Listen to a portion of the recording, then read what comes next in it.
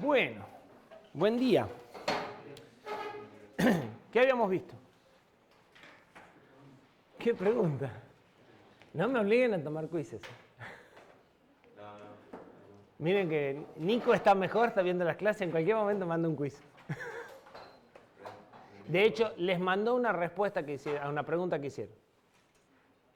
¿Se acuerdan del procesador Cerebreas, que es el de oblea completa? Que preguntaban a qué frecuencia trabajaba. En el orden de los 850 megas. O sea, bastante más abajo de las frecuencias típicas del día de hoy. Y así todo consume lo que consume. Y así todo acelera lo que acelera. Bien, pero eso era de la clase anterior a la anterior. En la clase anterior, ¿qué habíamos visto? Eso fue lo último. De hecho, vimos 3 diapositivas de potencia nada más. ¿Y antes de eso? Habíamos terminado de ver performance. Habíamos vuelto a ver la ecuación general de performance, que era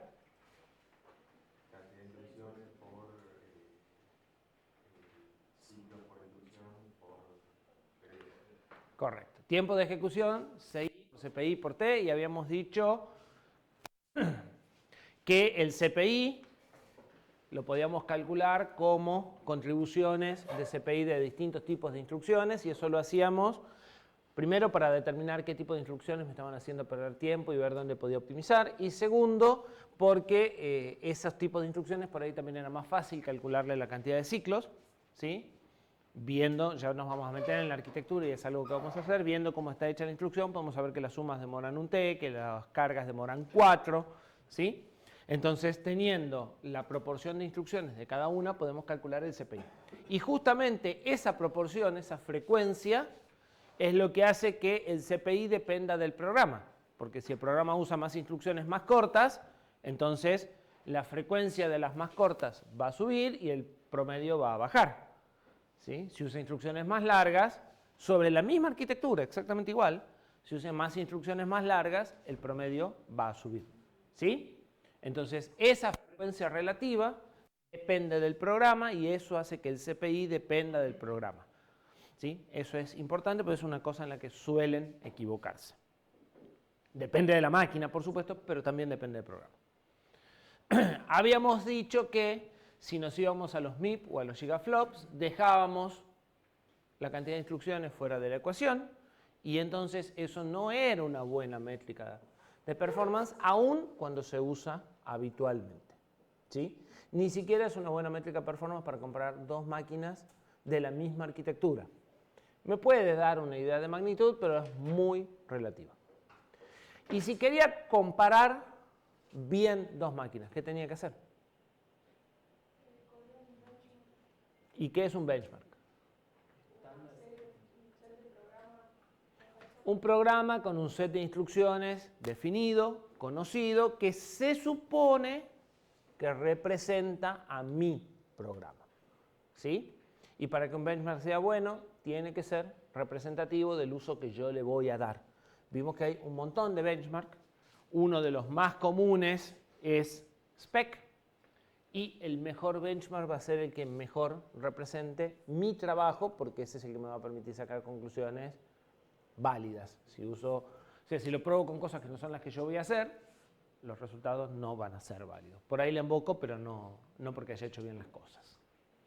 Y habíamos visto un ejemplo cortito de cómo conocer a fondo la performance y cómo mejorar la performance y las distintas formas de mejorar la performance podía dar una ventaja muy competitiva. ¿Se acuerdan que habíamos visto un programa que cambiando la forma de codificarlo pasaba de 25.000 segundos a 0,41 segundos?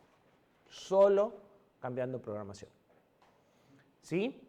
Entonces, el manejo de performance puede ser una ventaja competitiva. De ahí habíamos llegado a la ley de Amdahl. ¿Qué dice la ley de Amdahl? No la fórmula, ¿qué dice? ¿O cuáles son las dos conclusiones que se sacan de la ley de Amdahl? Que si se reduce el tiempo de algún proceso, no necesariamente incluye, o sea, esa reducción del tiempo incluye la De hecho, no influye de la misma forma.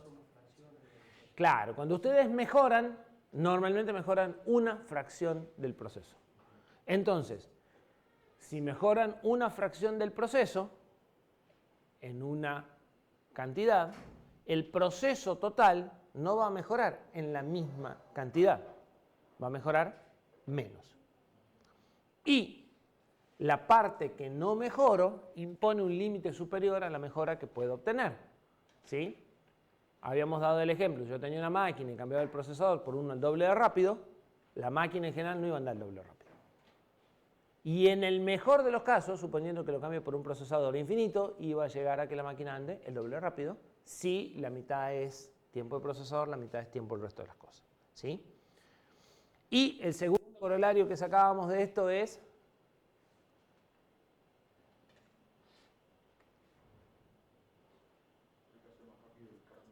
hay que buscar cuál es la fracción más grande y trabajar en esa. Es la que mejor beneficio me va a dar. ¿Sí? Bien. Y esto aplica no solo a performance, esto aplica a cualquier tipo de mejora que queramos hacer. Habíamos visto un ejemplo de área, vamos a ver ejemplos de consumo, ejemplos de precio, ejemplos de un montón de cosas. La idea es siempre lo mismo. Hay una parte que yo mejoro y una parte que queda igual. Esa parte que queda igual es el límite de la mejora y me conviene que la parte que yo mejoro sea la más grande para que entonces la mejora global sea lo más parecida posible a la mejora de lo que yo estoy haciendo. Siempre va a ser menor. Y de ahí sí habíamos llegado a potencia. Mirá todo lo que habíamos visto antes de potencia. ¿Y qué habíamos dicho de potencia? Habíamos presentado la ecuación general de potencia, que es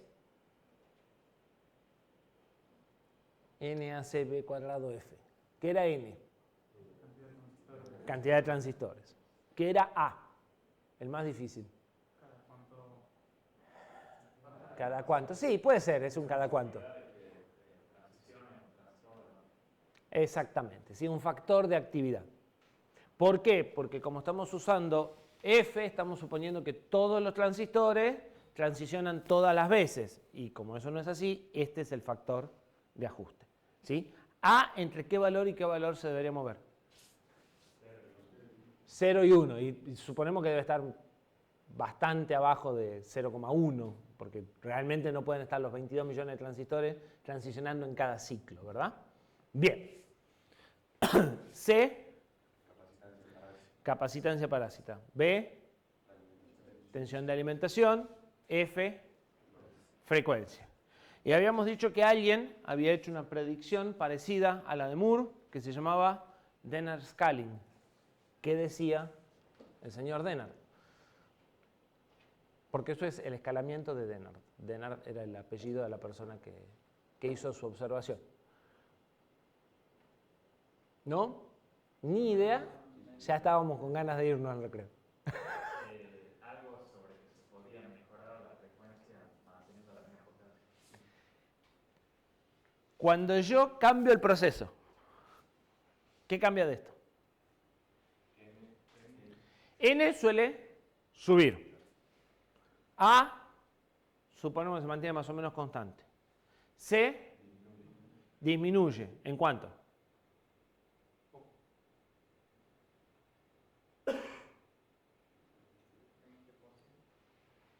¿Por qué?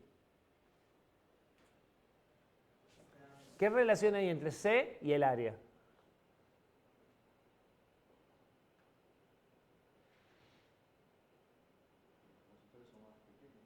Si los transistores son más pequeños, ¿qué sucede con la capacidad? Linealmente.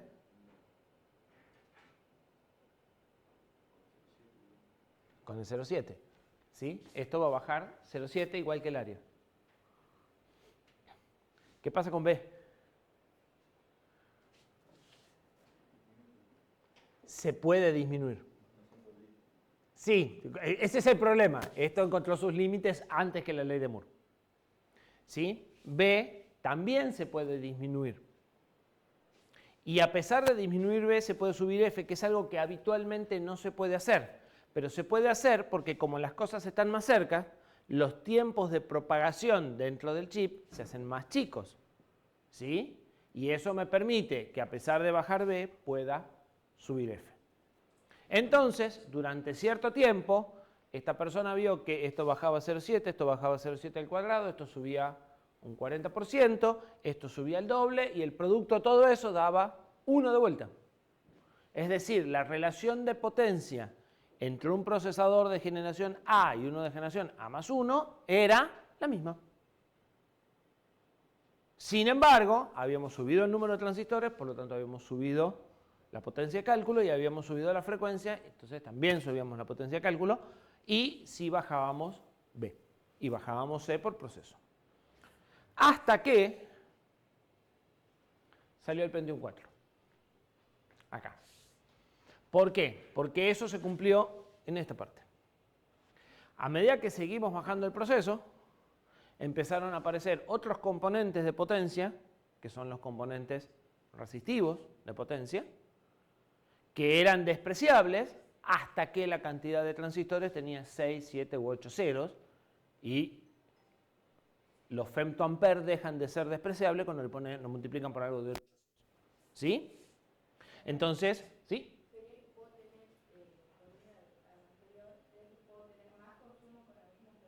No, lo que te decía, la observación esa es esta parte. Y es que vos podés,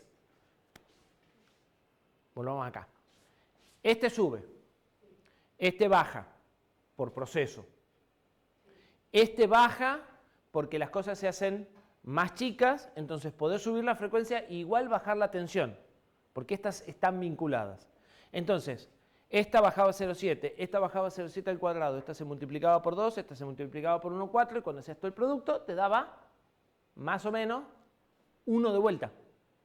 Es decir, la potencia entre uno y el siguiente era casi la misma, a pesar de que había subido la frecuencia 1,4. A medida que llegaron, o sea, a medida que siguieron bajando y llegaron a los procesos más chicos, empezaron a aparecer componentes de potencia que no están dados por esa fórmula, que son, o sea, eso es la fórmula de potencia dinámica, o sea, la potencia que se gasta en las transiciones de los transistores. Digamos, el componente de alterna. Hay un componente de continuo que está dado por resistencias de fuga. Las resistencias de fuga son mucho más chicas que las capacidades. Pero de nuevo, las resistencias de fuga eran muy chiquitas hasta que las multiplicamos por 200 millones de transistores o 2.000 millones de transistores o 1.500 millones de transistores. ¿Sí? Entonces, a medida que siguió creciendo la cantidad de transistores, a medida que se empezaron a hacer más chicas los transistores,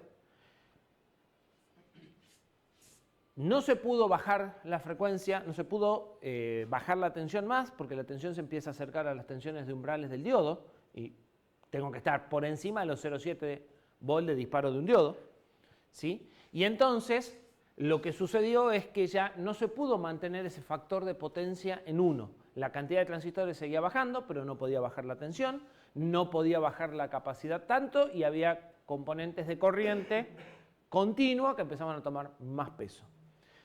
Y esto que venía siendo una recta se transformó en una exponencial.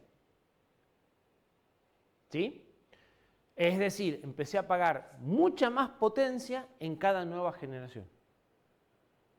Entonces, fíjense, en unos 10 años, o sea, en los primeros 5 años, casi no se movió de 3,3 vatios a 4,9. Sin embargo, se fue de 12 a 25 la frecuencia.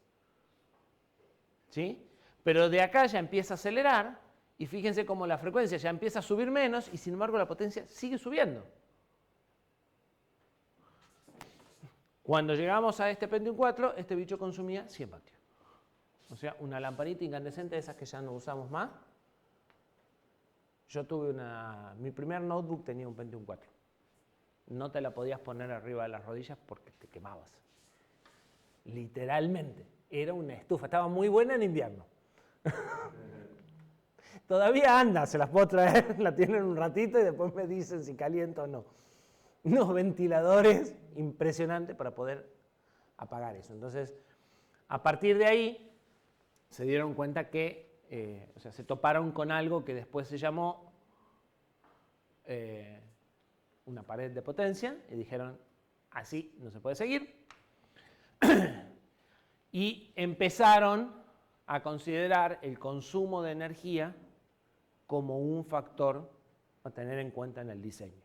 Hasta ese momento no usábamos 3P, usábamos 2P. Precio y performance. Potencia, la miraba, pero no pasaba nada. ¿Sí? Y es más, te decían que consumía el doble y nadie se preocupaba. ¿Sí? Cuando esos consumos se empezaron a hacer monstruosamente grandes y empezaron a haber cambios en las formas de usar las cosas, entonces surgió el tema de que la potencia no podía ser despreciable, que la potencia tenía que ser una cosa más a considerar y obviamente si ya el precio y la performance estaban reñidos, la potencia es el tercero en discordia, digamos, ¿sí? No hay forma de optimizar las tres al mismo tiempo. Bien, ¿qué cambiaron? Bueno, cambiaron que se empezaron a usar dispositivos operados a batería. Esa notebook que yo les digo tenía una batería de 7500 ampere-hora, o sea, 10 veces o 5 veces lo que tienen sus celulares. Y duraba 1 hora y media con toda la furia. ¿Sí? ¿Ven? Son 100 vatios. Nada más que en el procesador. Obviamente en los celulares eso era directamente imposible, o sea, porque además no lo podían tener en el bolsillo de lo que calentaba. También apareció el concepto de cloud computing. ¿Saben qué es cloud computing? Lo usan ustedes, tener las cosas en la nube. Tener las cosas en la nube implica que alguien tiene en algún lado de eso que llamamos nube un montón de computadoras a nuestro servicio. ¿Alguna vez vieron las fotos de los data centers de Google?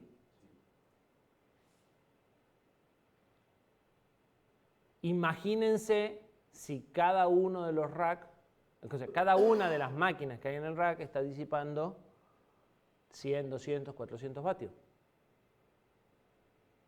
Los procesadores que se diseñaron para las computadoras, inmediatamente la gente que tenía fuertes data centers dijo, a mí me interesan, pero si están pensados para andar a batería, sí, pero vos no sabés lo que yo gasto en aire acondicionado.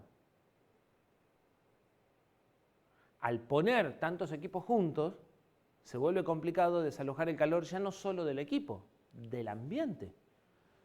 Busquen en las fotos de los data centers de Google lo que son los sistemas de refrigeración. ¿Sí? Entonces, que cada procesador que teníamos en el rack consumiera la mitad de potencia, era muy interesante.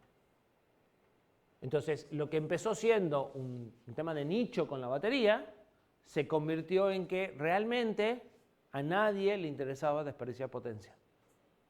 Y lo que empezó siendo computadoras o una movida que surgió para procesadores de notebooks, porque era lo que había en ese momento, inmediatamente se propagó a celulares, inmediatamente se propagó a servidores, ¿sí? Incluso a computadoras personales. Entonces, esa portabilidad exige baterías más chicas y esas baterías más chicas exigen menor consumo. De hecho, una de las pocas cosas que crecen en los celulares son las baterías. Bien, ¿y cómo hacemos para manejar el consumo? Uno podría creer que apagando el procesador y no haciendo nada. Y en realidad, no. ¿Se acuerdan de Amdahl? Bueno, no solo está el procesador en lo que sea de lo que estemos hablando. ¿Sí? El procesador no es el único componente y por lo tanto no es el único que consume energía. De hecho, ahora les voy a mostrar unas estadísticas, el procesador consume apenas el 50% de la energía. ¿Sí? Entonces, si el procesador no hace nada, igual la batería apenas le va a durar el doble. ¿Sí? Fíjense los consumos de potencia levantados por Google en sus servidores. Con una carga de procesamiento del 100% consume 258 vatios. Con el 50% consume 170, que no es el 50%. Y con el 10% consume 121, que es apenitas abajo del 50%. ¿Sí? Entonces, problema, el consumo no es lineal, o sea, el consumo de potencia no es lineal con la carga de procesamiento.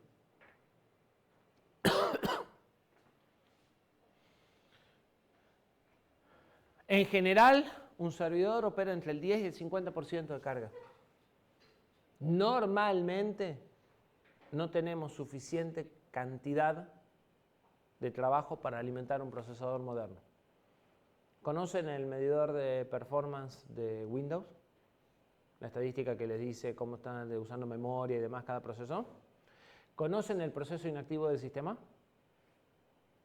Cuando ustedes listan los procesos de Windows, no lo voy a hacer en esto porque como no uso Windows mucho ya no sé muy bien cómo se llega, pero ustedes hay un monitor que les dice cuánto está usando de CPU cada una de las tareas. Hay una tarea, si lo ordenan por cantidad de uso de CPU total, van a encontrar una tarea, o sea, la tarea que más usen, ¿sí? La más pesada que se les ocurra, supónganse que va en 10 minutos de procesador. Van a encontrar una tarea que lleva 1 hora 70, que se llama tarea inactiva del sistema operativo. Es lo que se hace cuando no hay nada que hacer. Ustedes saben que los procesadores no pueden fácilmente no hacer nada. En realidad, una de las cosas que vamos a hacer para mejorar la energía es que literalmente se apaguen y no hagan nada. Pero así todo, fíjense la cantidad de tiempo que está ejecutando una tarea que no hace nada. Es un lazo de NUP. ¿Sí? Entonces, normalmente no tenemos suficiente carga de trabajo para alimentar un procesador moderno. ¿Sí? Es muy difícil llevarlo al procesador una carga del 100% de trabajo útil. Bien, esto lo habíamos dicho recién. ¿Qué implica tener en servidores un consumo fuerte de potencia? Bueno, en servidores es habitual agrupar muchos servidores en gabinetes como esos que se llaman rack. Un rack de esos tiene 45 unidades. ¿Sí? La unidad es un alto de 2 centímetros normalizado, que es el alto de los equipitos grises, eso es una unidad.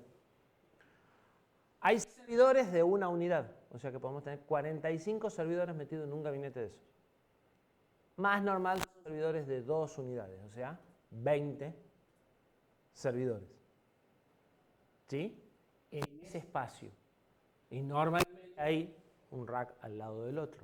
Entonces, la producción de calor que hay, sacar el calor de adentro del rack a la habitación y de la habitación afuera, es complicado.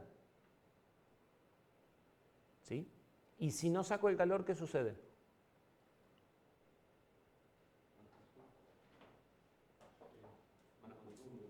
¿Por qué voy a consumir más si no saco el calor? O sea, ¿por qué un teléfono a 80 grados va a consumir más que un teléfono a 40 o una notebook a 80 más que una notebook a 40?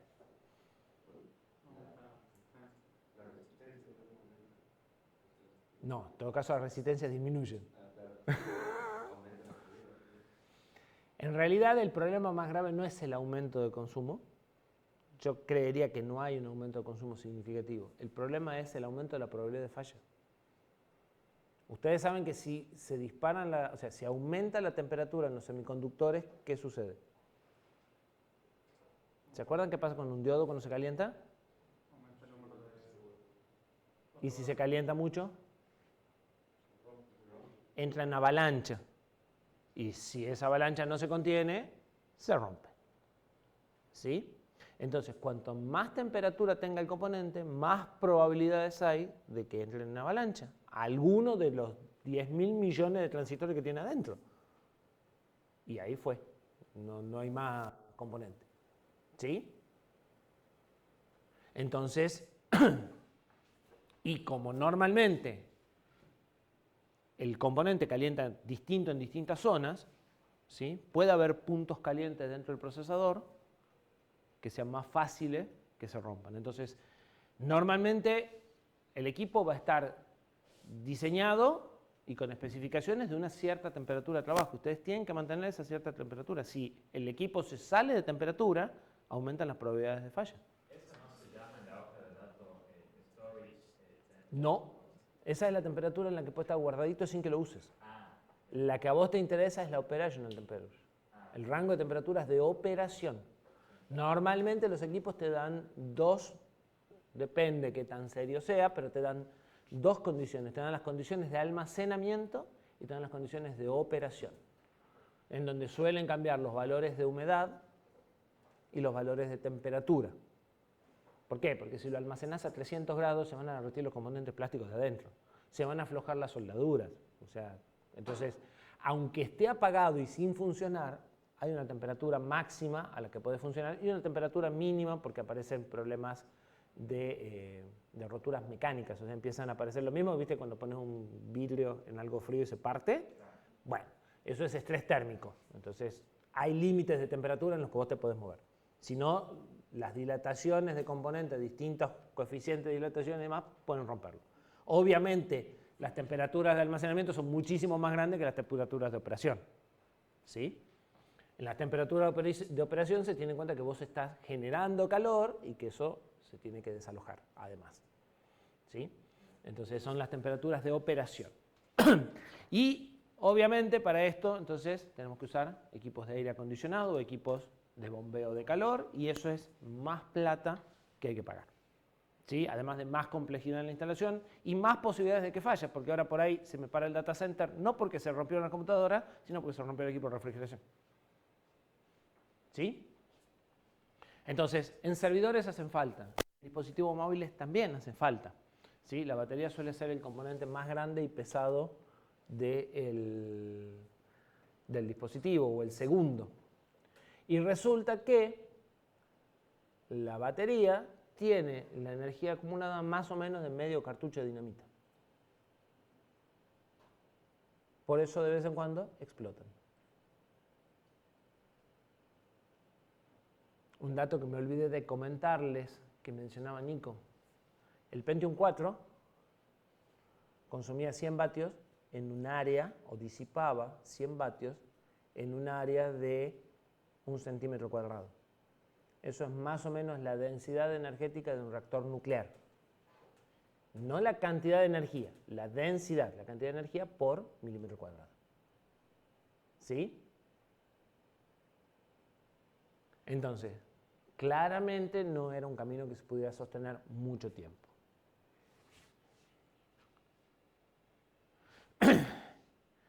¿A quiénes les gusta jugar juegos de acción y tienen una placa de video?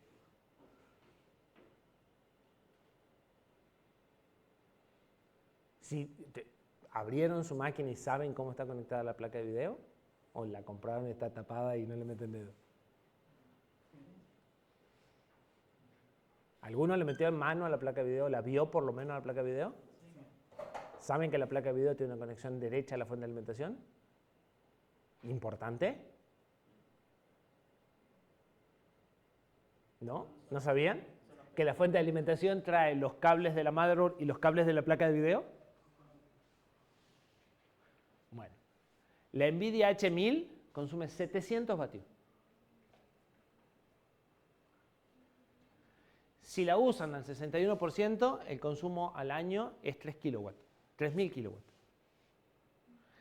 No es más que lo de sus casas consumen más de 3.000 kilowatts al año, pero es tranquilo el 25% de lo que consume una casa razonable. ¿Sí? De hecho, para que se den una idea, los electrodomésticos que más consumen suelen ser las planchas, en el orden de los 1.500 vatios. Eso es más que un aire acondicionado de 4.000 frigorías, 5.000 frigorías. O sea, es más que uno de esos aires. Ahora piensen que estiman vender entre 1,5 millones y 2 millones este año. Y ya vendieron 1,5 millones el año pasado. Entonces multipliquen 3,5 millones por esa potencia.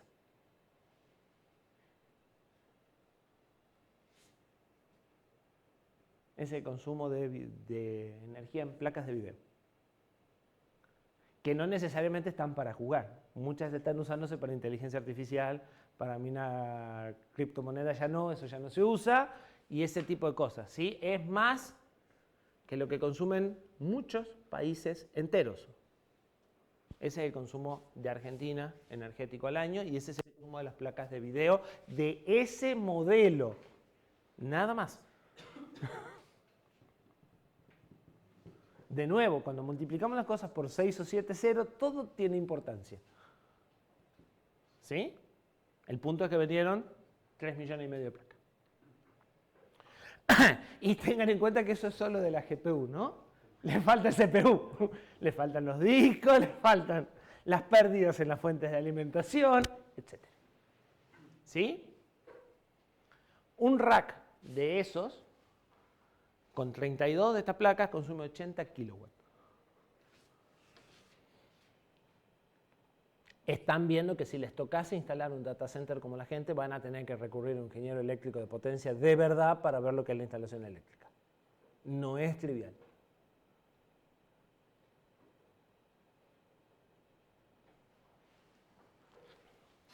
Y las placas solo son el 28% del consumo del rack.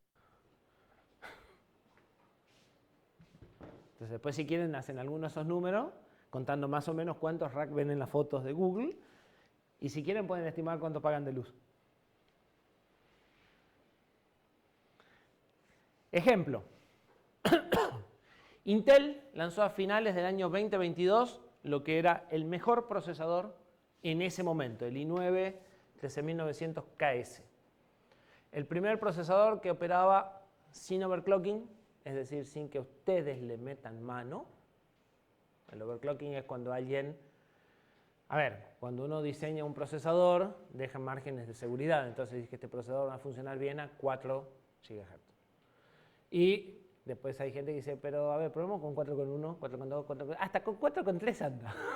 ¿Sí? Porque obviamente había un margen de seguridad, tolerancias de fabricación y demás. Bueno, ese es el overclocking. Subirle la velocidad por encima de la especificación para sacarle lo más que se pueda antes de que los tiempos hagan que los resultados no funcionen. Este sin overclocking funcionaba a 6 GB. El primer procesador de PC en alcanzar esa frecuencia. En varios benchmarks, a enero del 23, superaba por 1,5 al mejor procesador de Intel de ese momento y por 4% al mejor procesador de AMD de ese momento. Esto tiene 2 años ya, o 1 año y pico. Eso hacía que consuma 320 vatios, no los 100 del Pentium 4. 3,2 veces eso. Ahí sí me animo a decir que eso es más que todo lo que tienen de iluminación en todas sus casas. Todo el consumo de iluminación hoy con lámparas LED no llega a eso en su casa. Y era un 18% más caro que este y un 91% más caro que este.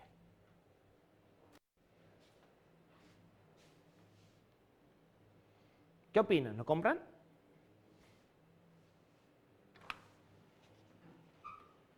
Es muy caro. No hay plata.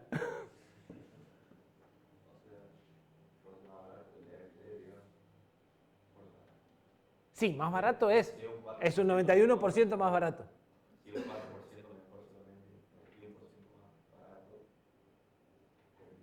O sea, depende de que si me ofrecen. Bien, el depende ya sabemos que siempre está. El problema es de qué depende. ¿Qué está haciendo Matías para decir que se queda con el de AMD? Está tomando una métrica compuesta, o sea, no se está fijando solo en la performance. Si yo le digo, a mí me interesa nada más que la performance, ¿lo compran? Sí. Si solo mido la performance, sí, porque es el más rápido.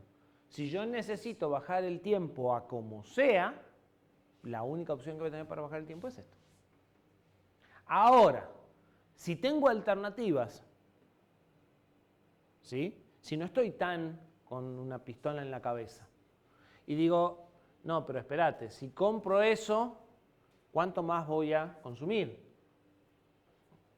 Empiezo a considerar una métrica que es no solo la performance, sino la performance por vatio, por ejemplo. ¿Y en performance por vatio conviene?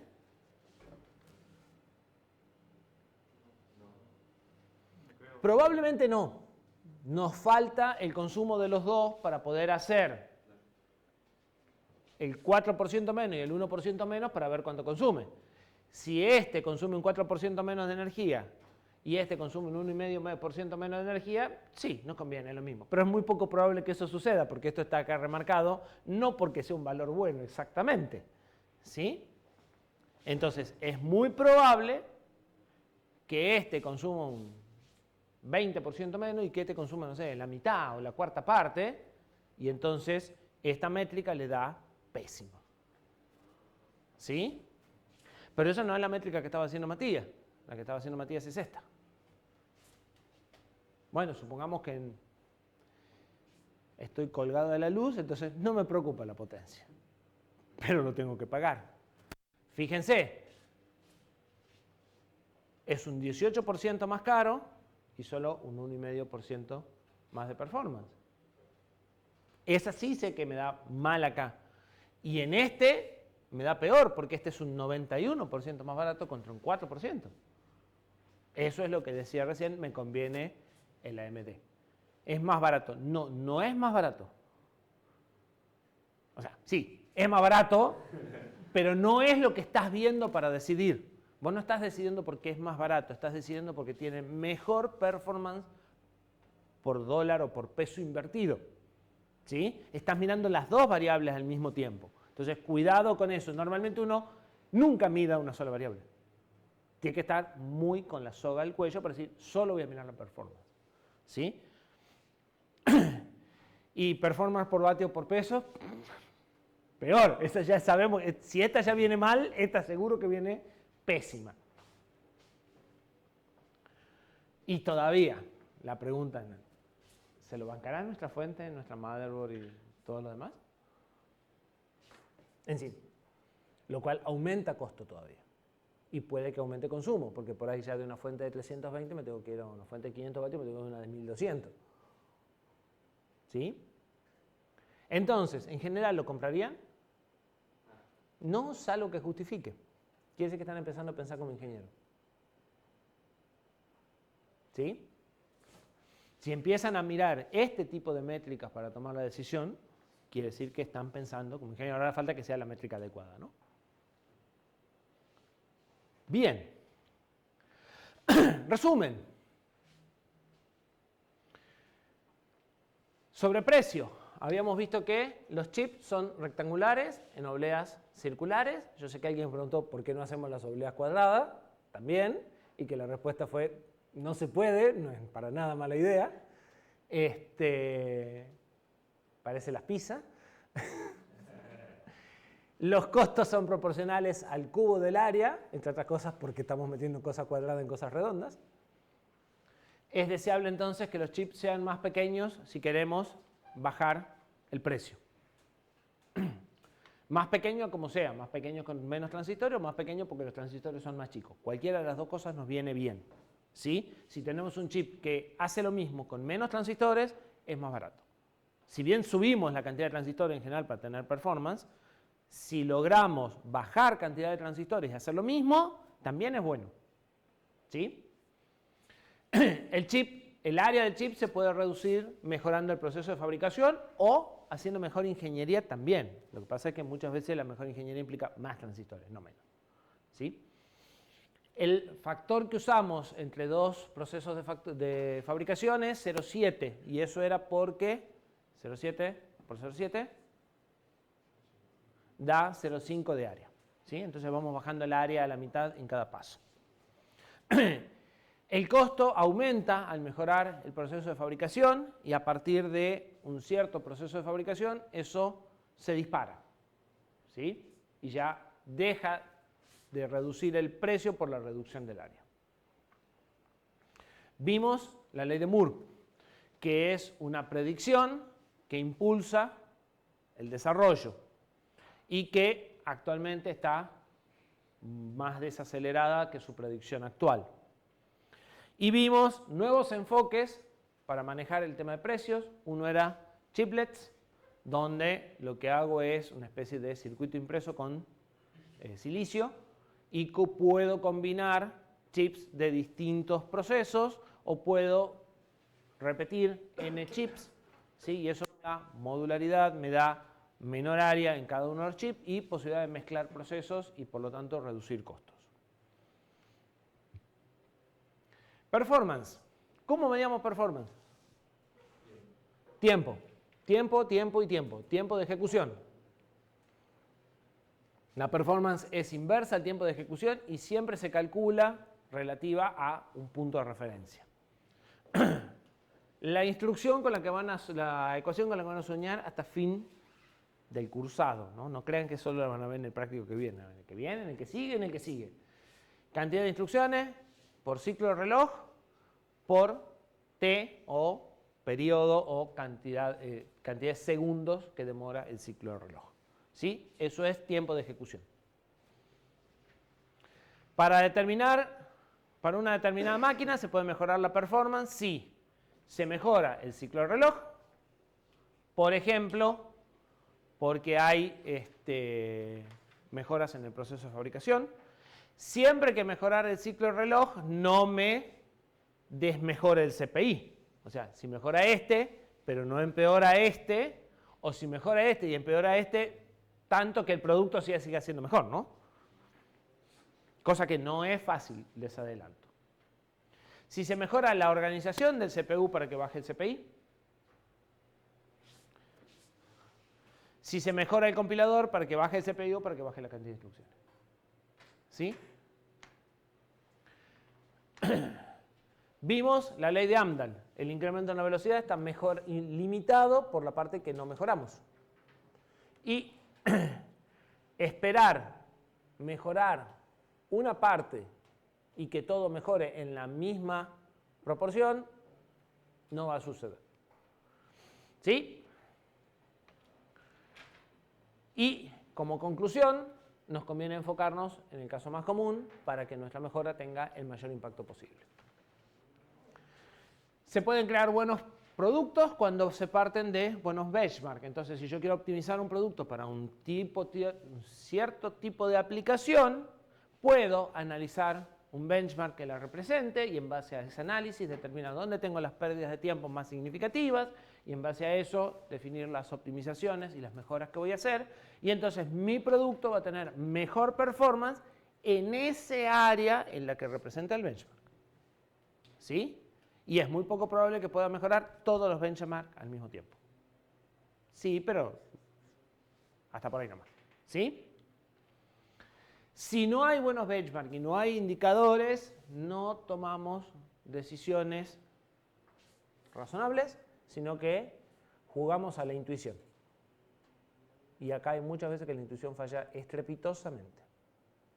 ¿Sí? Entonces tenemos que medir para poder comparar y decidir si los cambios que vamos a hacer mejoran, empeoran o realmente no afectan y tampoco vale la pena hacerlo. Y en computación vimos que mejorar la performance o mejorar el tiempo o medir el tiempo, podemos hablar de dos cosas. Podemos hablar de la latencia y de la productividad. ¿Qué era la latencia?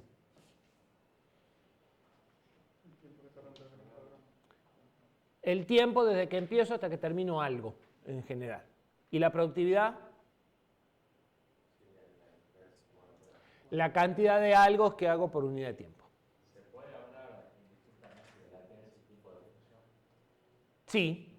Porque en el libro medio que lo trataban así. Lo que pasa es que sí, se puede hablar indistintamente, son lo mismo. Lo que pasa es que el tiempo de ejecución nos da idea de programa.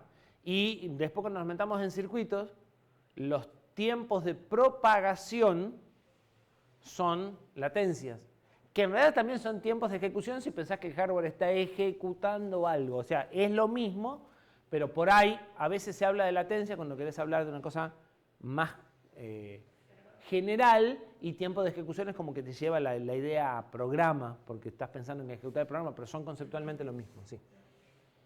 Esto se mide en segundos, esto se mide en cantidad por segundo o 1 sobre segundo, porque cantidad no es una unidad realmente, ¿sí? Bien. Potencia. Vimos la ecuación que rige el consumo dinámico de potencia, ¿sí? No se olviden que hay una parte que es el componente estático, eso es la parte de alterna, por decirlo de alguna forma.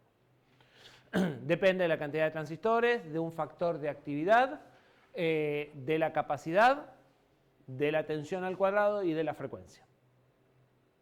Reducir el consumo va en contra de los otros objetivos, aunque reducir el costo también iba en contra de mejorar la performance, ¿sí? O sea, ya teníamos dos objetivos que estaban contrapuestos, ahora apareció un tercero que también está contrapuesto a los otros dos. Vimos que durante una cierta cantidad de tiempo se pudo seguir una observación que era que podíamos multiplicar la frecuencia y bajando el proceso mantener la potencia. Eso se acabó en el 2006 y a partir de ahí, a partir del 2004, o más o menos de la misma época, nos encontramos con una pared de potencia que obligó a replantear todo el diseño de procesadores, ¿sí? De procesadores, de computadoras, de data center, de un montón de cosas, ¿sí? De sistemas operativos, de un montón de cosas, ¿sí? Esto tiene unas implicancias grandes en el uso de las computadoras. Ya no se puede aumentar la frecuencia del reloj y la energía tiene que pasar a ser la tercera P como nosotros la estamos viendo y se tiene que tener en cuenta al momento de tomar decisiones, ¿sí? Eventualmente hay casos en los que uno puede decir, bueno, no me preocupa, pero el no me preocupa es me preocupa poco, o sea, siempre en alguna forma te preocupa, ¿sí? Vimos que en los data centers, donde en principio no me preocuparía, también me preocupa. Obviamente voy a estar menos preocupado por el consumo de energía en un data center que en un celular, pero en general el consumo de energía va a aparecer siempre en la toma de decisiones. Está rodeado de muchas otras implicancias asociadas en general con calor, autonomía, etc. Y la evolución de la tecnología requiere que se consuma menos energía, ¿sí? Nos cuesta generar esa energía. Reducir el consumo de energía no es solo una cuestión de tamaño de transistores, tensiones o corrientes. Por eso les digo, esto tiene más implicancias. Tiene implicancias en cómo programan ustedes, ¿sí? En la forma de asignarle las tareas a los procesadores, ¿sí? Algo de eso vamos a ver en el tema 15, ¿sí? Y cuidar la energía es, en definitiva, cuidar el mundo y mejorar los costos, las dos cosas. Bien. Hacemos el recreo y arrancamos el tema 3.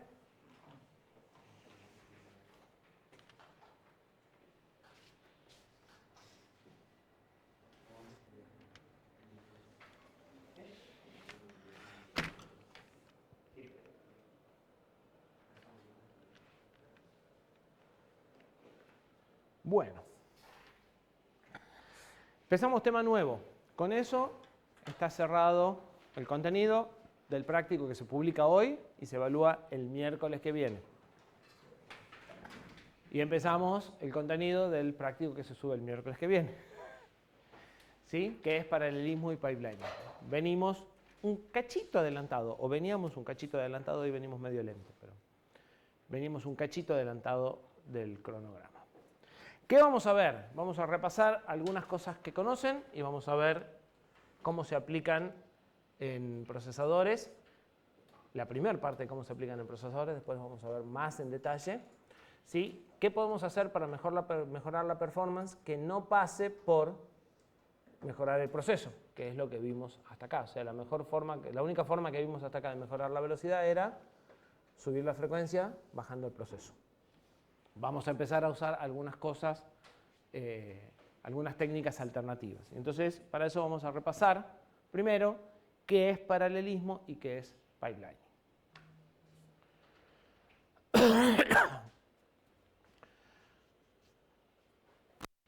La ecuación de performance, CI por CPI por T. ¿Cómo podemos mejorarla? Dijimos que una de las posibilidades es bajar el CPI. Una posibilidad es organizando mejor el procesador. Y la pregunta es, ¿CPI podría ser menor que 1?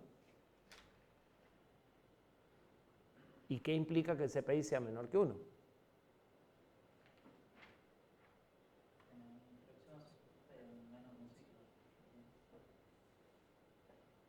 ¿Se puede ejecutar una instrucción en menos de un ciclo?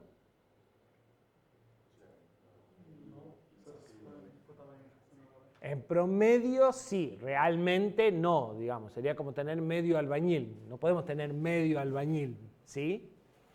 Bien, perfecto. Y entonces, para tener un promedio de menos de un ciclo, ¿qué tengo que hacer?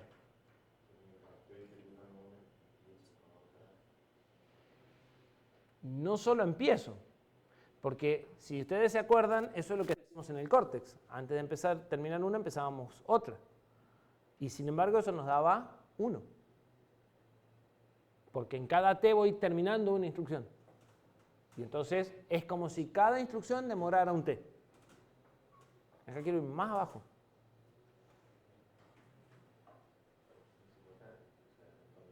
Tengo que hacer más de una. Tengo que hacer más de una. En cada T tengo que terminar 2. O tratar. Y podré terminar 100 y 1500 menos. Suena raro. ¿Sí? Bien. Hay límites. Obviamente, igual que en el proceso, también hay límites en las cosas que vamos a poder hacer en paralelo. Bien. Entonces, la clave para superar los límites tecnológicos va a venir por hacer varias cosas al mismo tiempo. ¿Sí? Y esas varias cosas al mismo tiempo las vamos a poder hacer de 2 formas. Un ejemplo es cómo funciona nuestro cerebro. Nuestro cerebro no tiene una buena tecnología a nivel tiempos de propagación en las sinapsis neuronales. Sin embargo, tiene un montón de neuronas trabajando en paralelo, lo que nos permite mantener el equilibrio, que es un sistema de control complejo, escuchar, que nuestro corazón funcione y hasta prestar atención y a veces entender. ¿Sí? ¿Por qué? Porque tenemos muchísimo paralelismo en el cerebro. La mayoría de las máquinas actuales utilizan paralelismo, pipelining y probablemente las 2 cosas. ¿Sí? Y van a ver que son temas fundamentales porque por lo menos desde el Powerwall para acá es la forma más importante de mejorar la performance. Pasan por acá. ¿Cuál es la idea clave en el paralelismo? Duplicar recursos. Lo habíamos discutido cuando vimos el tema de performance en la primera clase que tuve yo. Si pongo más máquinas en el laboratorio, puedo tener más alumnos haciendo el mismo práctico al mismo tiempo y entonces acelero, ¿qué cosa? ¿Aumento qué cosa? La productividad. ¿Sí? Puedo hacer más tareas por unidad de tiempo. Y ya me respondieron que mejora la atención productividad. ¿Sí? Por ejemplo, supongamos que para la fabricación de un determinado producto se requieren 3 etapas. Primero tenemos que hacer 2 trabajos que son independientes, esos 2 trabajos que llevan 9 horas cada uno de esos trabajos. Recién cuando terminé esas 2 cosas puedo empezar un conjunto de 5 tareas, también independientes, de 3 horas. Y recién cuando terminé esas 5 tareas puedo empezar un conjunto de 2 tareas independientes que llevan 12 horas. Es decir, estas se pueden hacer en paralelo, estas se pueden hacer en paralelo, pero tengo que completar todas estas antes de empezar esta. ¿Sí? Y lo mismo con esta. ¿Estamos de acuerdo? Si pongo una persona a hacer ese trabajo, ¿cuánto demora?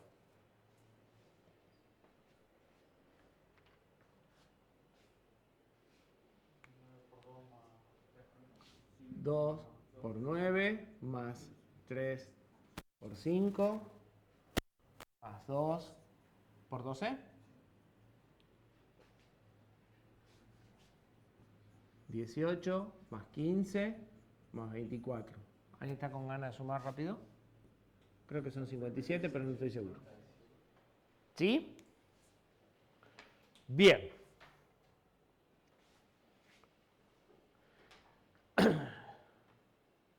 ¿Y si pongo 2 personas?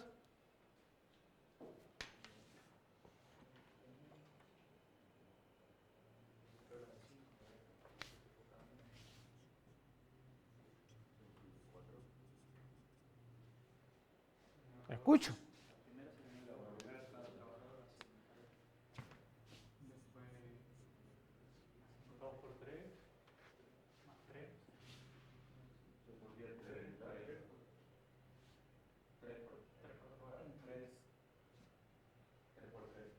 ¿3 por 3?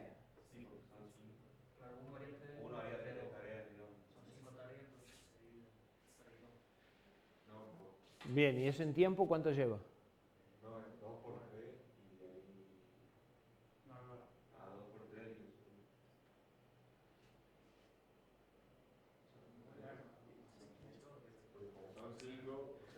Como son 5, hago 2 en 3 horas. Después hago 2 más en 3 horas. Y después hago una más en 3 horas y uno mira. 3 por 3. O sea, 3 conjuntos de 3 horas. ¿Estamos de acuerdo? Y esto da...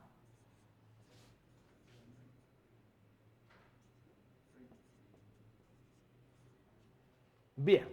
¿Mejoró? ¿Cuánto? Casi la mitad. Entonces, podemos definir un factor de aceleración. El factor de aceleración va a ser la performance de este sobre la performance de este, o lo que es lo mismo, el tiempo de este sobre el tiempo de este. ¿Sí? Entonces, esto es el tiempo serie, el tiempo cuando tenemos un solo trabajador, y esto es el tiempo cuando lo hacemos en paralelo. En nuestro caso, ¿cuánto es el factor de aceleración?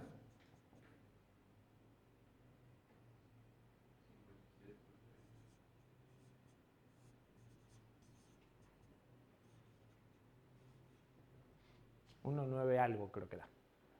¿Sí? Bien. ¿Y cuánto sería el factor de aceleración que nos hubiera gustado tener?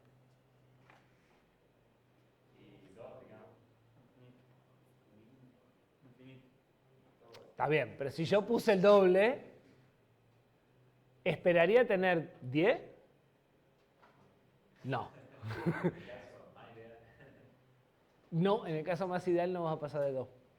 Porque en el caso más ideal, el factor de aceleración, vamos a llegar a que depende de la cantidad de paralelo que pongas. Y va a ser sobre lo que pusiste. ¿Sí? Entonces, si pusiste 2, no esperes un factor de aceleración de más de 2. Bien, ¿y cómo podemos cuantificar la diferencia entre el 2 que nos hubiera gustado obtener y el 2 que tenemos? Podremos calcular un rendimiento, ¿sí? Que nos dé una métrica para ver qué tanto provecho le estamos sacando a ese segundo trabajador. ¿Eh? ¿La regla de 3 con qué? Sí, en realidad normalmente a la eficiencia la vamos a definir como el trabajo que hiciste sobre el trabajo que podrías haber hecho. Matemáticamente muchas veces va a llegar a algo como la factor de aceleración actual sobre la aceleración que podría haber tenido, pero conceptualmente lo vamos a definir como si yo tuve 2 personas durante 30 horas, ¿cuántas cosas podrían haber hecho? 60. ¿Cuántas hicieron? 57. ¿Sí? Entonces, el rendimiento va a ser 57 sobre 60, que debe dar 1,9 y algo y no debe estar tan mal tampoco. ¿Sí? O sea, un 90%. ¿Sí? ¿Estamos de acuerdo? Bien.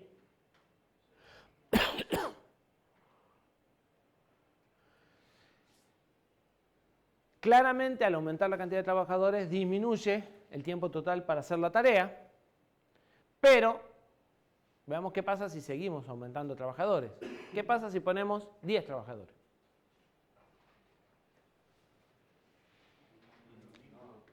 Lo mismo. ¿Qué es lo mismo?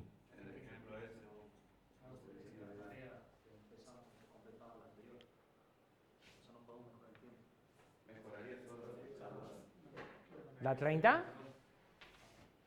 No, mejoraría solo en el segundo. Solo hasta 5 trabajadores mejores cada vez con menos personas. Bien. Para 10 es 9 más 3 más 2, más 12, perdón, y esto es 24. Y si repetimos estos cálculos, que por ahí me conviene poner esto arriba,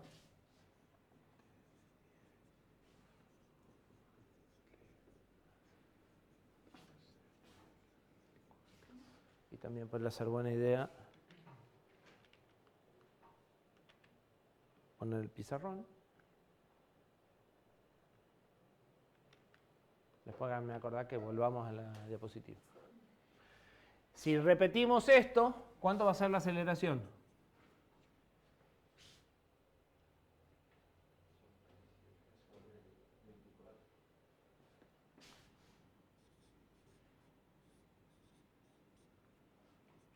¿Cuánto es?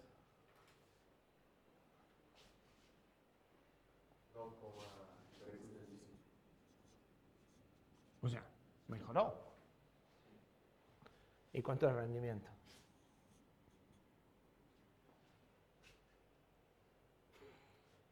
Primero, vamos de nuevo, no se olviden que en los parciales yo corrijo o corregimos procedimiento. Así que lo primero que hay que poner son qué números van a operar.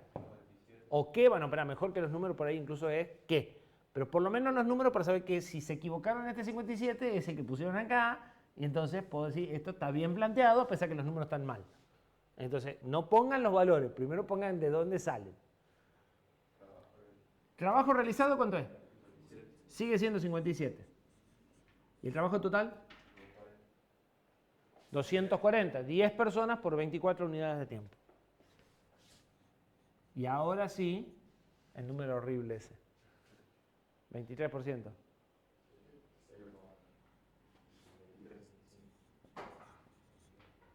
¿Sí? ¿Estamos de acuerdo? Entonces, no es ninguna sorpresa, no puedo seguir poniendo gente porque eso no va a mejorar. ¿De qué? Entonces, es claro que el paralelismo tiene un límite. ¿Quién impone el límite?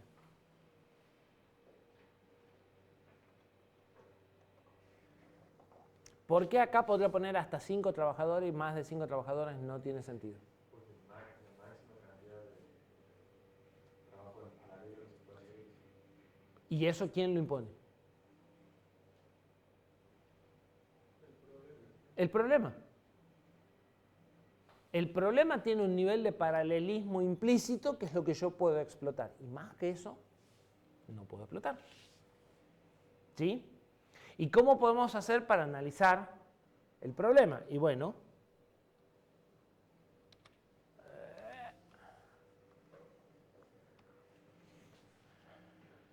podemos utilizar una herramienta muy sofisticada que es un dibujito para representar gráficamente las características del problema y sacar conclusiones del problema. Esto que tenemos acá es lo que se llama perfil de tarea. Esto se puede dibujar para el problema en sí o se puede dibujar para la solución que yo voy a implementar. ¿Sí? Ahora después vamos a ver modificado. Así como está, es suponiendo que yo pongo todos los trabajadores que puedo en paralelo. O sea, es lo que me está dando es la característica del problema. ¿Sí? Entonces, ¿qué tengo? 2 tareas que se pueden hacer en paralelo y que demoran 9 horas. Una vez que se completan esas, tengo 5 tareas que se pueden hacer en paralelo y que demoran 3 horas y después de eso 2 tareas más en paralelo que demoran 12 horas. ¿Sí? Ese perfil está dado por el problema. Muestra cuántas tareas independientes se pueden realizar en función del tiempo y cómo se van encadenando esos conjuntos de tareas independientes. Muestra las dependencias, o sea, me avisa que esta tarea no se puede adelantar para acá porque depende de la que está antes, ¿sí? Y esta también, por más de que tenga una barrera ahí. Y determina la duración mínima, la cantidad de recursos máxima que tiene sentido asignarles y la eficiencia. ¿Cómo calculan la eficiencia? O sea, la duración mínima la tienen acá. La cantidad máxima la tienen en este eje. ¿Y la eficiencia?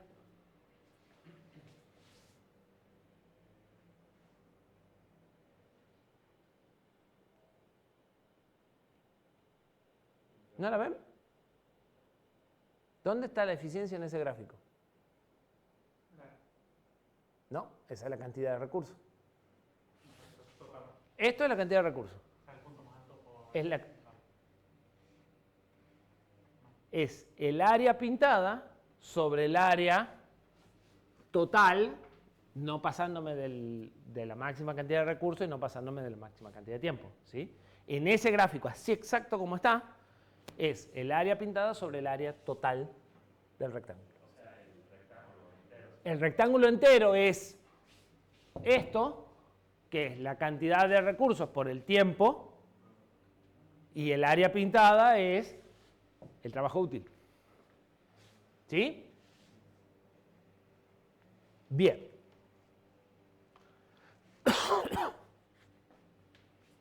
¿Y qué pasa si yo digo, bueno, pero 5 recursos no me dan un rendimiento demasiado bueno, no voy a poner más que 4? Entonces, ¿cómo cambia el perfil de trabajo si voy a poner 4 recursos, o 2 recursos, o 1 recurso? Bueno, yo tengo para hacer 2 tareas independientes. ¿Tengo 2 trabajadores que la hagan? Sí. Bueno, perfecto. Ahora tengo para hacer 5 tareas independientes. ¿Tengo 5 trabajadores? No, tengo 4. Bueno, entonces asigno 4. Cuando termine, recién hago la otra. ¿Y esta amarilla puede venir? No, porque esta amarilla depende de que termine todas. Así que acá me queda 3 trabajadores mirando el techo. Y recién arranco esta. ¿Se entiende? Si tengo un trabajador, ¿cómo quedaría el dibujo?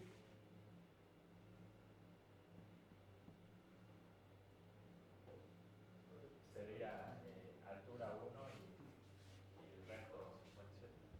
Tendría un azul de 9, un azul de 9, 5 rojos de 3 y 2 amarillos de 12 y terminaría en 57. ¿Sí? Y si pongo 2, o sea, si hago el perfil de cómo empezamos, el azul no cambia, el rojo, estos 2 bajan para acá y todo esto se corre uno para allá. ¿Sí?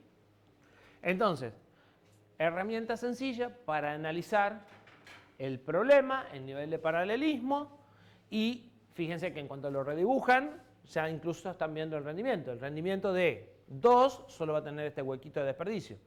El rendimiento de 4 tiene todos estos huecos de desperdicio, y el rendimiento de 1 no tiene huecos.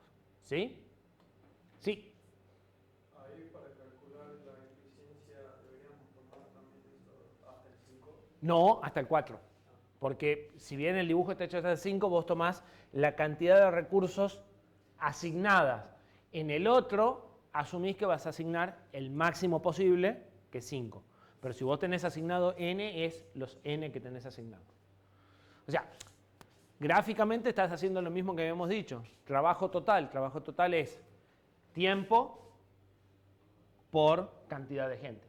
Entonces es el área con la cantidad de gente que corresponde, con el tiempo en donde se acaban las tareas. Si puedo dibujarte más de eje, no importa tampoco. Bien. ¿Queda claro? La duración ya no es la mínima y podemos calcular la eficiencia de la misma forma, y lo que vamos a obtener ahora no es la duración mínima, sino es la duración real para esa implementación.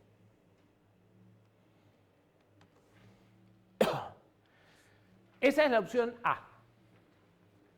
La opción B la conocemos también porque la vimos en sistemas con micro, y es pipelining. En pipelining, el procesamiento se dice que no se hace en paralelo, se dice que se hace en serie. ¿Sí? También vamos a estar haciendo varias cosas al mismo tiempo, pero con una diferencia de enfoque bastante significativa. Lo que vamos a hacer es dividir la tarea en etapas secuenciales, el problema recién tenía etapas secuenciales, e ir solapando, es decir, hacer la primera tarea, la primera etapa de la primera tarea, y una vez que terminamos eso, empezar a hacer la primera etapa de la segunda tarea y la segunda etapa de la primera tarea al mismo tiempo. Es como si la metiéramos por una cañería, por eso viene el nombre de pipelining, ¿sí? Y van entrando las tareas en una cañería que las va haciendo parte por parte. Es también lo que se conoce línea de ensamblaje en una fábrica, inventada por Henry Ford en 1920. ¿Sí? Entonces, la idea es empezar a usar los recursos apenas estén disponibles y no esperar a terminar todo el primero para recién empezar todo el segundo. ¿Sí? Algo a lo que estamos bastante acostumbrados. ¿Qué mejora? ¿Latencia o productividad?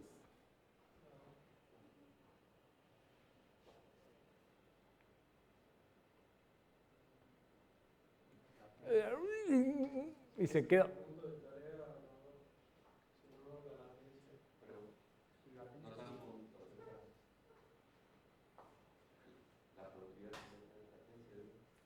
Ya habíamos visto que si mejoraba una latencia, mejoraba la productividad. Eso no nos debería sorprender. ¿Esto qué mejora? ¿Latencia o productividad? Productividad, porque o sea, cada cosa va a tardar lo mismo, pero va a hacer más cosas al mismo tiempo. Si vemos el conjunto total de tareas, mejorar la productividad mejora la latencia. O sea, si lo veo como los 50 alumnos tienen que hacer el laboratorio, sí, va a bajar el tiempo. Pero cada alumno sigue demorando 1 hora. ¿Sí? Entonces, cada tarea mantiene la latencia, es más, a veces la aumenta. ¿Sí? En el mejor de los casos la mantiene. Sin embargo, aumenta la productividad y la latencia del total de tareas sí baja. Pero eso es porque bajó la productividad. Entonces, las dos herramientas sirven para mejorar productividad. Ninguna de las dos cosas nos va a bajar la latencia de una tarea puntual. ¿Sí? Es decir, nuestro programa específico no necesariamente se va a ejecutar más rápido. Pero en el total de las cosas que tengo que hacer, sí. Bien. Habíamos visto en sistemas con micro el ejemplo de 4 personas que tenían que lavar la ropa. ¿Se acuerdan? Ni se acuerdan lo que era sistema con micro ya. Entonces tenían 4 bolsas de ropa. El lavado de la ropa llevaba 30 minutos, después había que secarla en un secarropa que llevaba 40 minutos y después había que plancharla y embolsarla y eso llevaba 20 minutos adicionales. ¿Sí? Y si hacemos esto como 4 tareas secuenciales, ¿cuánto demoraríamos en completar el lavado de las 4 tandas de ropa? 90 por 4. ¿Estamos de acuerdo? Pero en este ejemplo es muy obvio que no tiene ningún sentido dejar la lavadora vacía mientras estamos secando la ropa. Casi que cualquiera automáticamente viene y pone la tanda de ropa que sigue acá. Claro, ahí aparece la idea del paralelismo, digamos. No, pipelining. Porque en paralelismo tendría que haber puesto, por eso es que la idea clave es, cuando yo pongo paralelismo, duplico recursos. Cuando hago pipelining, uso los recursos más inteligentemente. En los procesadores, vamos a ver que no es tan gratis como simplemente lo saco de acá y lo pongo. Voy a tener que poner algo de hardware, pero digamos, en el ejemplo de la lavandería, sería como que yo voy a necesitar comprar un cesto de la ropa para sacar la ropa de acá y pasarla acá. Pero nada más, la inversión que tengo que hacer es mínima. Sigo teniendo una lavadora, una secadora y una planchadora. En paralelismo, paso a tener 2 lavadoras, o 2 secadoras, o 2 planchadoras, o 2 lavanderías enteras. ¿Sí? En general son 2 lavanderías enteras. ¿Sí? Entonces, cuando hablamos de paralelismo, duplicamos recursos, lo cual es sinónimo de costo. Pipelining, algunas inversiones tenemos que hacer, pero suelen ser mucho menores las inversiones, porque ya las tengo a las cosas, las voy a usar más inteligentemente. ¿Sí? También es mucho más probable que con esto pueda escalar menos en performance que con paralelismo, sobre todo si la tarea se presta. ¿Sí? ¿Por qué? Porque no va a ser fácil sacar acá más de 3 etapas. ¿Sí? Vamos a hacer algunas cositas para sacarle, pero es como que esto enseguida vamos a encontrar un techo de crecimiento. En el paralelismo, depende de lo que se trate, podemos tener un techo mucho más alto.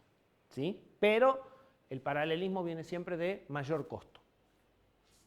Entonces, la idea acá es, una vez que esta terminó y pasé la ropa acá, empiezo con la que sigue. ¿Sí? Y en este ejemplo es muy obvio, vamos a ver que en los circuitos no es tan obvio, pero es lo mismo, es exactamente lo mismo. Bien, entonces la alternativa es esta. Eso es la mala. Y eso es la idea inteligente. Entonces, empieza la primera a lavarse. Cuando termina de lavarse, pasa a secarse y entonces esta ya entra en la lavadora. Cuando a los 40 minutos esta termina de secarse y empieza a planchar, ya puedo pasar esta a la lavadora y puedo empezar con la que sigue. ¿Sí?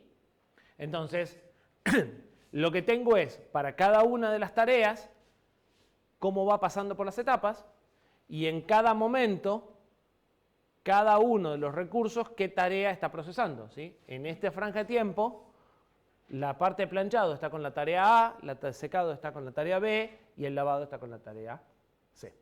¿Sí? ¿Se entiende el diagrama? Bien. Y los recursos empiezan a usarse ni bien estén disponibles. En este caso, ¿cuánto demoramos? Bueno, fíjense que tengo la primera de 30, después tengo este de 40, después, si ven, este lleva 30, este lleva 40 y este lleva 20, entonces no voy a poder hacer el paso que sigue hasta los 40 y así hasta que me quede el último planchado, que es de 20.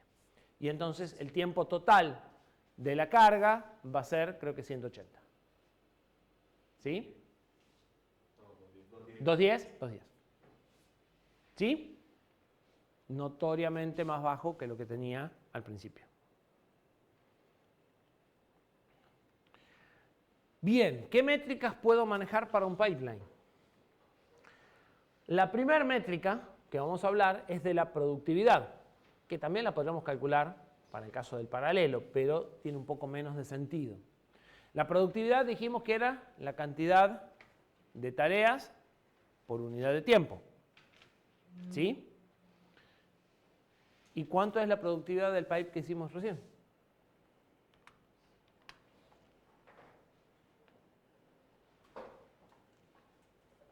Así, instintivamente.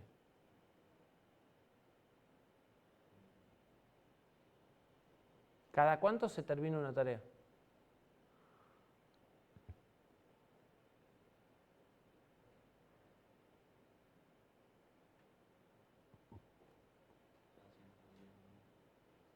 ¿Cada cuánto?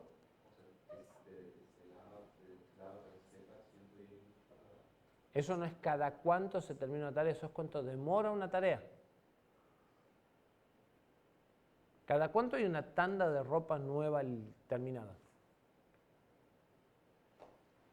¿Cuánto tiempo pasa desde que termino de planchar esta hasta que termino de planchar esta?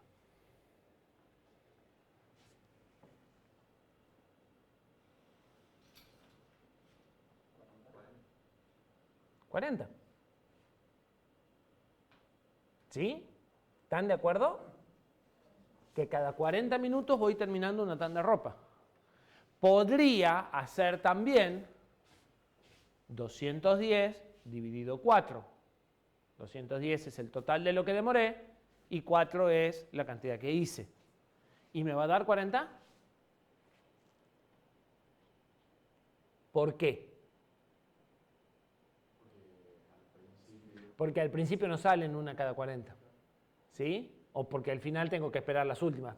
Digamos, hay lo que se llama un tiempo de llenado o un tiempo de vaciado. ¿Sí?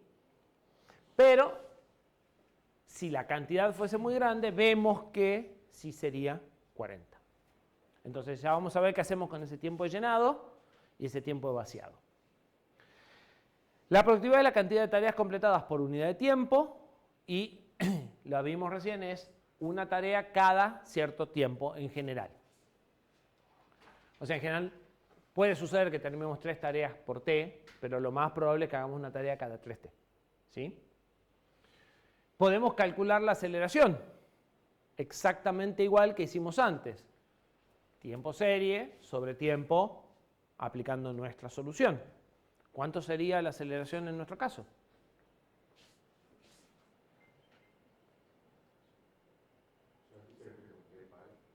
T-pipe es el tiempo en pipeline, o sea, el tiempo que demoramos en hacer todas las tareas de esta forma. Y el tiempo serie es el tiempo que demoramos en hacerlo de esta forma. O sea, nuestra referencia es sin hacer nada. Esa es la performance de referencia. Y esto es haciendo la mejora, esta es la que queremos evaluar.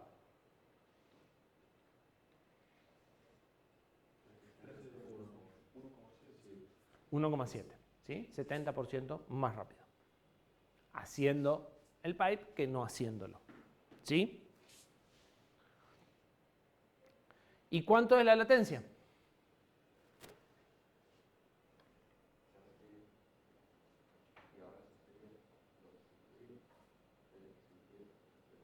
Correcto.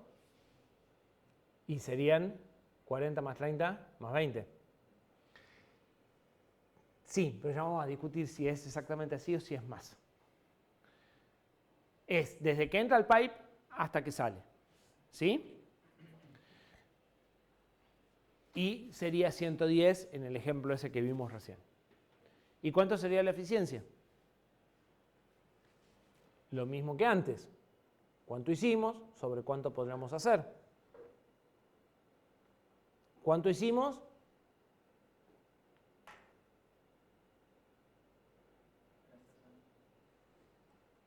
¿Cuánto hicimos? 4 por 90. ¿Están de acuerdo? Cada tarea lleva 90, hicimos 4 tareas de 90. Entonces lo que hicimos es 4 por 90. ¿Sí? ¿Seguros? No los veo muy convencidos. Borremos esto.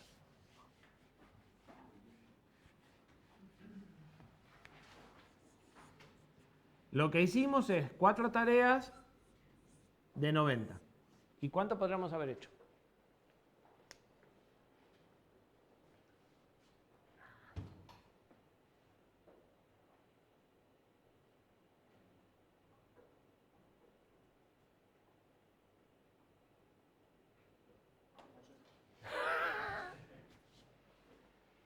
También va a ser un producto. Abajo, ¿estamos de acuerdo? ¿Cuánto podríamos haber hecho? Antes era la cantidad de personas por el tiempo que demoramos. Y ahora, ¿cómo se adaptaría eso? ¿El tiempo que demoramos cambia o seguiría estando? Seguiría estando porque mi trabajo, o sea, si lo vuelvo a ver como un área en este dibujo, que no es muy fácil verlo, pero sigue siendo hasta que terminé. Entonces, el tiempo total que demoré en el pipe sigue siendo uno de los factores que tengo que multiplicar acá. Igual que antes. ¿Cuánto es nuestro tiempo? 2:10. Entonces acá va 2:10. ¿Y por qué lo tendría que multiplicar? Porque estamos buscando un área.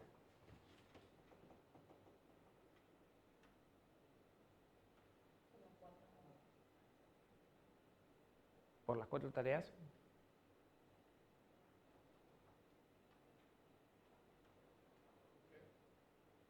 ¿Por los 3 qué? Por los 3 recursos. Porque lo que yo buscaría es que los 3 recursos estén los 210 minutos trabajando. Eso sería mi ideal. Y ya sé que no sucede. ¿Sí? Ya sé que ahí hay huecos. Entonces, mi ideal es la cantidad de etapas o la cantidad de recursos por el total de tiempo que demoran. Porque ahora mis recursos hacen las veces de los trabajadores de antes. ¿Sí? Mi objetivo, o sea, ustedes cuando plantean un rendimiento siempre piensen qué es el 100% para ustedes, qué es su ideal. Su ideal es que esto esté siempre ocupado. Entonces, si está siempre ocupado, los 3 en los 210 minutos tienen que estar haciendo cosas. Eso tiene que ser mi ideal. ¿Sí? Y esto no da.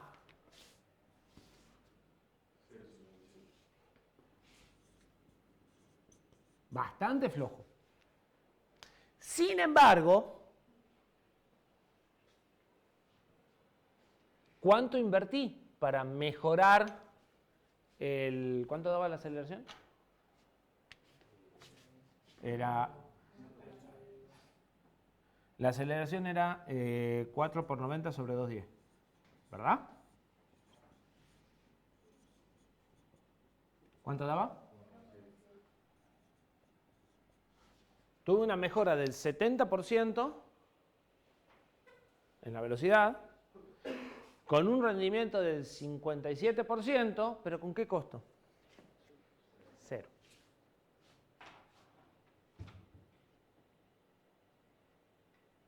¿Sí? No está tan mal.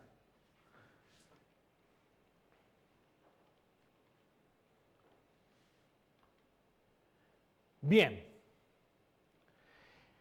Para analizar mejor un pipe, vamos a usar una herramienta gráfica similar a la del perfil de trabajo, similar a ese dibujo que acabamos de ver, pero en el que las cuentas van a ser más fáciles de ver. ¿Sí? Lo que vamos a dibujar es en filas los recursos. En cuadraditos pintados las tareas. ¿Sí? Esto es la carga de ropa A, esto es la carga de ropa B, esto es la carga de ropa C y esto es la carga de ropa D. Y en el eje X de vuelta el tiempo. ¿Sí? Entonces la información es la misma que en el que estaba recién con los circulitos, pero acá por lo pronto ya podemos contar cuadraditos. ¿Cuándo está el área? ¿Dónde está esto? Es este área.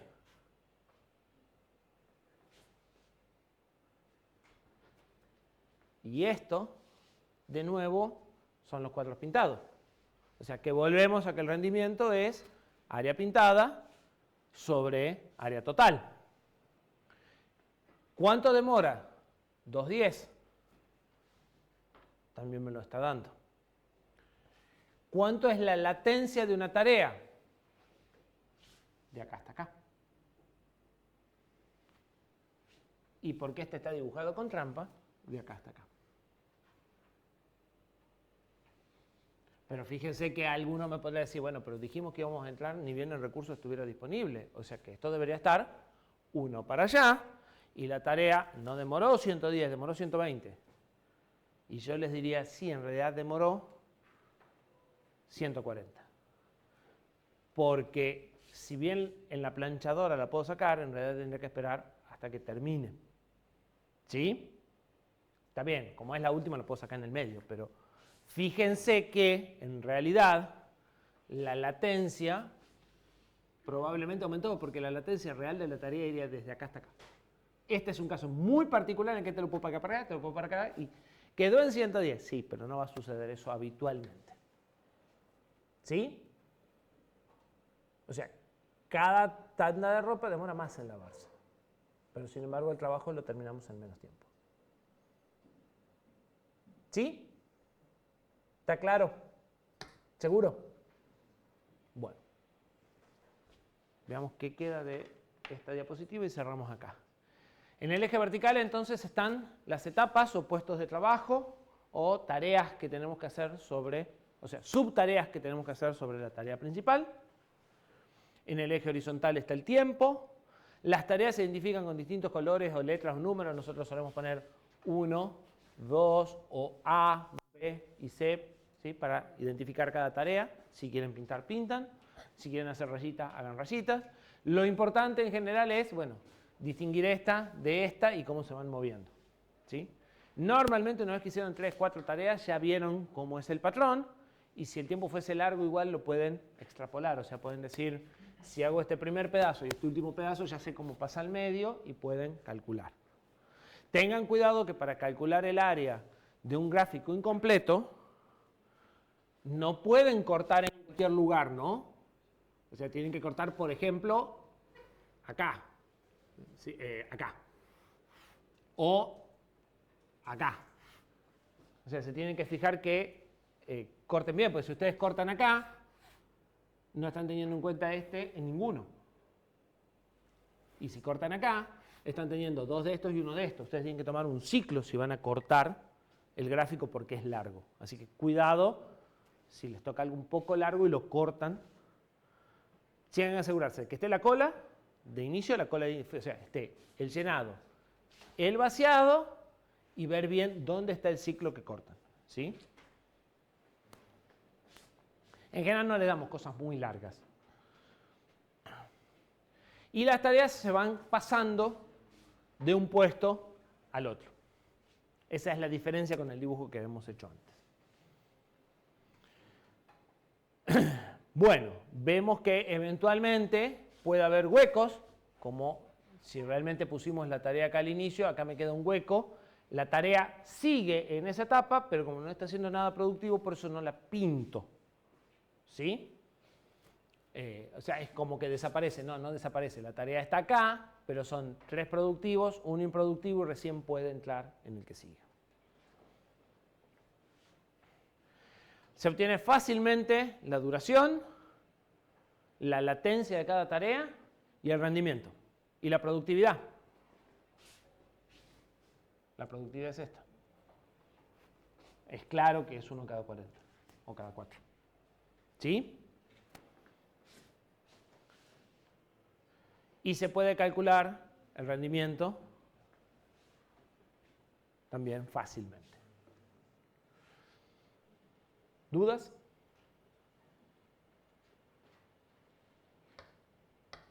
Supongo que nos vemos el miércoles que viene.